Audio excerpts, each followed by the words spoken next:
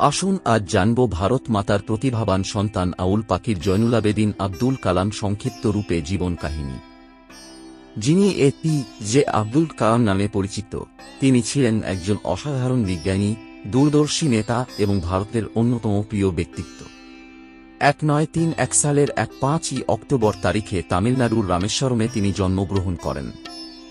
APJ Abdul কালামের জীবনযাত্রা বিশ্বজুড়ে লক্ষ লক্ষ মানুষের কাছে অনুপ্রেরণার কাজ করে। তিনি বিজ্ঞান ও প্রযুক্তিতে তার অসামান্য অবদানের জন্য ভারতের সর্বোচ্চ পুরস্কার ভারতরত্ন সহ অসংখ্য পুরস্কার ও সম্মাননা পেয়েছেন। তার বৈজ্ঞানিক ও রাজনৈতিক কৃতিত্বের বাইরেও তিনি ছিলেন একজন বিশিষ্ট লেখক এবং একজন প্রতিভাধর বক্তা।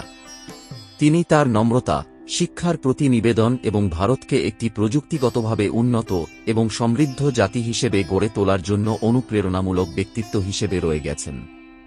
আজকের আর্টিকেলে এপিজে আব্দুল কালামের উক্তিগুলি রইল যা সকলকে অনুপ্রাণিত করবে।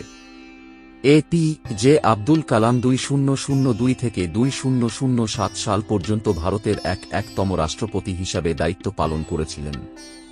উন্নত ভারতের জন্য তার দৃষ্টিভঙ্গি, শিক্ষার প্রতি তার ভালোবাসা এবং জাতির প্রতি তার অটল প্রতিশ্রুতি আমাদের অনুপ্রাণিত করে।